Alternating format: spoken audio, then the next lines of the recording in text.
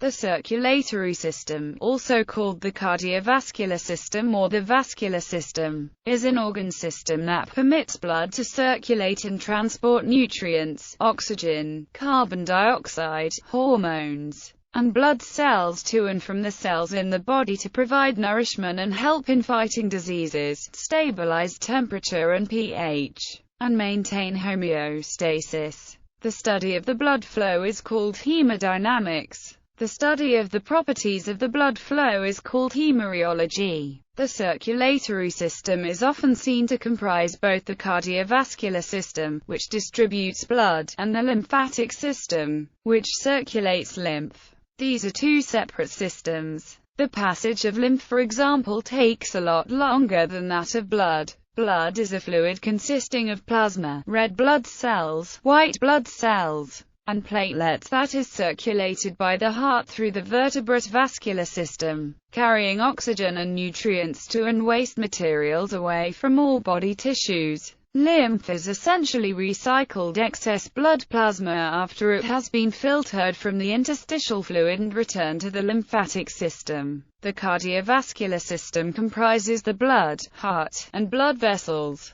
The lymph nodes, and lymph vessels form the lymphatic system, which returns filtered blood plasma from the interstitial fluid as lymph. While humans, as well as other vertebrates, have a closed cardiovascular system, some invertebrate groups have an open cardiovascular system. The lymphatic system, on the other hand, is an open system providing an accessory route for excess interstitial fluid to be returned to the blood. The more primitive, diploblastic animal phyla lack circulatory systems. Structure. Cardiovascular system. The essential components of the human cardiovascular system are the heart, blood and blood vessels. It includes the pulmonary circulation, a loop through the lungs where blood is oxygenated, and the systemic circulation, a loop through the rest of the body to provide oxygenated blood. The systemic circulation can also be seen to function in two parts, a macrocirculation and a microcirculation. An average adult contains 5 to 6 quarts of blood, accounting for approximately 7% of their total body weight. Blood consists of plasma, red blood cells, white blood cells, and platelets. Also, the digestive system works with the circulatory system to provide the nutrients the system needs to keep the heart pumping. The cardiovascular systems of humans are closed, meaning that the blood never leaves the network of blood vessels. In contrast, oxygen and nutrients diffuse across the blood vessel layers and enter interstitial fluid, which carries oxygen and nutrients to the target cells, and carbon dioxide and wastes in the opposite direction. The other component of the circulatory system, the lymphatic system, is open. Arteries. Oxygenated blood enters the systemic circulation when leaving the left ventricle, through the aortic semilunar valve. The first part of the systemic circulation is the aorta, a massive and thick-walled artery. The aorta arches and branches into major arteries to the upper body before passing through the diaphragm, where it branches further into arteries which supply the lower parts of the body.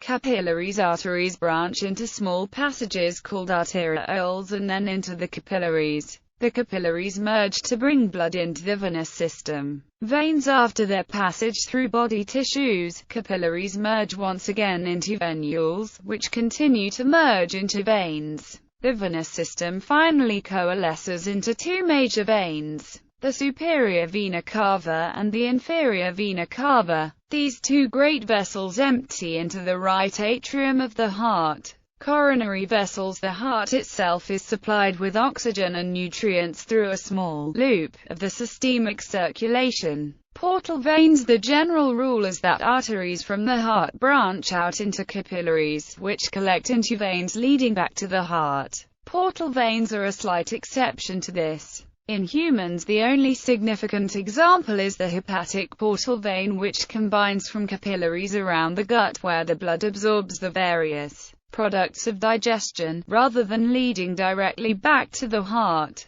The hepatic portal vein branches into a second capillary system in the liver. Heart. The heart pumps oxygenated blood to the body and deoxygenated blood to the lungs. In the human heart there is one atrium and one ventricle for each circulation, and with both a systemic and a pulmonary circulation there are 4 chambers in total: left atrium, left ventricle, right atrium and right ventricle. The right atrium is the upper chamber of the right side of the heart. The blood that is returned to the right atrium is deoxygenated and passed into the right ventricle to be pumped through the pulmonary artery to the lungs for reoxygenation and removal of carbon dioxide. The left atrium receives newly oxygenated blood from the lungs as well as the pulmonary vein, which is passed into the strong left ventricle to be pumped through the aorta to the different organs of the body. The coronary circulation system provides a blood supply to the heart muscle itself. The coronary circulation begins near the origin of the aorta by 2 arteries, the right coronary artery and the left coronary artery. After nourishing the heart muscle, blood returns through the coronary veins into the coronary sinus and from this one into the right atrium. Backflow of blood through its opening during atrial systole is prevented by the Thrombus valve. The smallest cardiac veins drain directly into the heart chambers. Pulmonary circulation. The circulatory system of the lungs is the portion of the cardiovascular system in which oxygen-depleted blood is pumped away from the heart via the pulmonary artery to the lungs and returned, oxygenated, to the heart via the pulmonary vein. Oxygen-deprived blood from the superior and inferior vena cava enters the right atrium of the heart and flows through the tricuspid valve into the right ventricle, from which it is then pumped through the pulmonary semilunar valve into the pulmonary artery to the lungs. Gas exchange occurs in the lungs, whereby CO2 is released from the blood, and oxygen is absorbed. The pulmonary vein returns the now oxygen-rich blood to the left atrium. A separate system known as the bronchial circulation supplies blood to the tissue of the larger airways of the lung. Systemic circulation. The systemic circulation is the circulation of the blood to all parts of the body except the lungs. Systemic circulation is the portion of the cardiovascular system which transports oxygenated blood away from the heart through the aorta from the left ventricle where the blood has been previously deposited from pulmonary circulation to the rest of the body, and returns oxygen-depleted blood back to the heart. Brain. The brain has a dual blood supply that comes from arteries at its front and back. These are called the anterior and posterior circulation respectively. The anterior circulation arises from the internal carotid arteries and supplies the front of the brain. The posterior circulation arises from the vertebral arteries and supplies the back of the brain and brain stem. The circulation from the front and the back join together at the circle of Willis. Kidneys. The renal circulation receives around 20% of the cardiac output.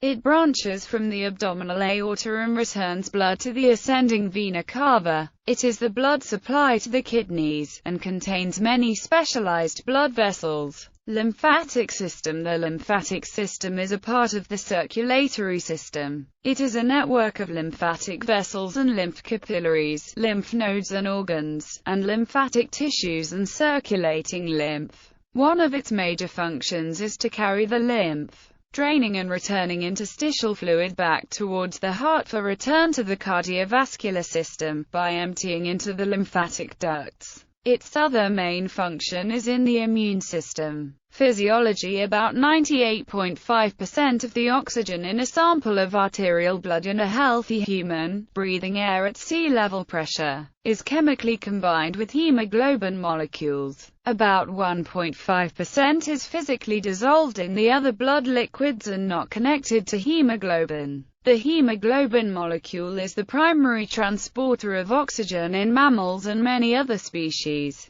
Development. The development of the circulatory system starts with vasculogenesis in the embryo. The human arterial and venous systems develop from different areas in the embryo. The arterial system develops mainly from the aortic arches, 6 pairs of arches which develop on the upper part of the embryo. The venous system arises from 3 bilateral veins during weeks 4 to 8 of embryogenesis. Fetal circulation begins within the 8th week of development. Fetal circulation does not include the lungs, which are bypassed via the truncus arteriosus. Before birth, the fetus obtains oxygen from the mother through the placenta and the umbilical cord. Arterial development. The human arterial system originates from the aortic arches and from the dorsal aorta starting from week 4 of embryonic life. The first and second aortic arches regress and forms only the maxillary arteries and stapedial arteries respectively. The arterial system itself arises from aortic arches 3, 4 and 6. The dorsal aorta, present on the dorsal side of the embryo, are initially present on both sides of the embryo. They later fuse to form the basis for the aorta itself. Approximately 30 smaller arteries branch from this at the back and sides. These branches form the intercostal arteries, arteries of the arms and legs, lumbar arteries and the lateral sacral arteries. Branches to the sides of the aorta will form the definitive renal, suprarenal and gonadal arteries. Finally, branches at the front of the aorta consist of the vitelline arteries and umbilical arteries. The vitelline arteries form the celiac, superior and inferior mesenteric arteries of the gastrointestinal tract. After birth, the umbilical arteries will form the internal iliac arteries. Venous development. The human venous system develops mainly from the vitelline veins, the umbilical veins and the cardinal veins, all of which empty into the sinus venosus. Clinical significance. Many diseases affect the circulatory system. This includes cardiovascular disease, affecting the cardiovascular system, and lymphatic disease affecting the lymphatic system. Cardiologists are medical professionals which specialize in the heart, and cardiothoracic surgeons specialize in operating on the heart and its surrounding areas. Vascular surgeons focus on other parts of the circulatory system. Cardiovascular disease. Diseases affecting the cardiovascular system are called cardiovascular disease. Many of these diseases are called lifestyle diseases because they develop over time and are related to a person's exercise habits, diet, whether they smoke, and other lifestyle choices a person makes. Atherosclerosis is the precursor to many of these diseases. It is where small atheromatous plaques build up in the walls of medium and large arteries. This may eventually grow or rupture to occlude the arteries. It is also a risk factor for acute coronary syndromes, which are diseases which are characterized by a sudden deficit of oxygenated blood to the heart tissue. Atherosclerosis is also associated with problems such as aneurysm formation or splitting of arteries. Another major cardiovascular disease involves the creation of a clot, called a thrombus. These can originate in veins or arteries. Deep venous thrombosis, which mostly occurs in the legs, is one cause of clots in the veins of the legs, particularly when a person has been stationary for a long time. These clots may embolize, meaning travel to another location in the body. The results of this may include pulmonary embolus, transient ischemic attacks, or stroke. Cardiovascular diseases may also be congenital in nature, such as heart defects or persistent fetal circulation, where the circulatory changes that are supposed to happen after birth do not. Not all congenital changes to the circulatory system are associated with diseases. A large number are anatomical variations. Measurement techniques. The function and health of the circulatory system and its parts are measured in a variety of manual and automated ways. These include simple methods such as those that are part of the cardiovascular examination, including the taking of a person's pulse as an indicator of a person's heart rate. the taking of blood pressure through a sphygmomanometer or the use of a stethoscope to listen to the heart for murmurs which may indicate problems with the heart's valves. An electrocardiogram can also be used to evaluate the way in which electricity is conducted through the heart. Other more invasive means can also be used. A cannula or catheter inserted into an artery may be used to measure pulse pressure or pulmonary wedge pressures. Angiography, which involves injecting a dye into an artery to visualize an arterial tree, can be used in the heart or brain. At the same time as the arteries are visualized, blockages or narrowings may be fixed through the insertion of stents, and active bleeds may be managed by the insertion of coils. An MRI may be used to image arteries, called an MRI angiogram. For evaluation of the blood supply to the lungs, a CT pulmonary angiogram may be used. Ultrasound can also be used, particularly to identify the health of blood vessels, and a Doppler ultrasound of the carotid arteries or Doppler ultrasound of the lower limbs can be used to evaluate for narrowing of the carotid arteries or thrombus formation in the legs, respectively. Surgery. There are a number of surgical procedures performed on the circulatory system. Coronary artery bypass surgery, coronary stent used in angioplasty, vascular surgery, vein stripping, cosmetic procedures. Cardiovascular procedures are more likely to be performed in the inpatient setting than in an ambulatory care setting. In the United States, only 28% of cardiovascular surgeries were performed in the ambulatory care setting. Society and culture. A number of alternative medical systems such as Chinese medicine view the circulatory system in different ways. Other animals. Other vertebrates. The circulatory systems of all vertebrates, as well as of annelids and cephalopods, are closed, just as in humans. Still, the systems of fish, amphibians, reptiles, and birds show various stages of the evolution of the circulatory system. In fish, the system has only one circuit, with the blood being pumped through the capillaries of the gills and onto the capillaries of the body tissues. This is known as single-cycle circulation. The heart of fish is, therefore, only a single pump. In amphibians and most reptiles, a double circulatory system is used, but the heart is not always completely separated into two pumps. Amphibians have a three-chambered heart. In reptiles, the ventricular septum of the heart is incomplete and the pulmonary artery is equipped with a sphincter muscle. This allows a second possible route of blood flow. Instead of blood flowing through the pulmonary artery to the lungs, the sphincter may be contracted to divert this blood flow through the incomplete ventricular septum into the left ventricle and out through the aorta. This means the blood flows from the capillaries to the heart and back to the capillaries instead of to the lungs. This process is useful to ectothermic animals in the regulation of their body temperature. Birds, mammals, and crocodilians show complete separation of the heart into two pumps. For a total of 4 heart chambers, it is thought that the 4-chambered heart of birds and crocodilians evolved independently from that of mammals. Open circulatory system. The open circulatory system is a system in which a fluid in a cavity called the hemocoel bathes the organs directly with oxygen and nutrients, and there is no distinction between blood and interstitial fluid. This combined fluid is called hemolymph or hemolymph.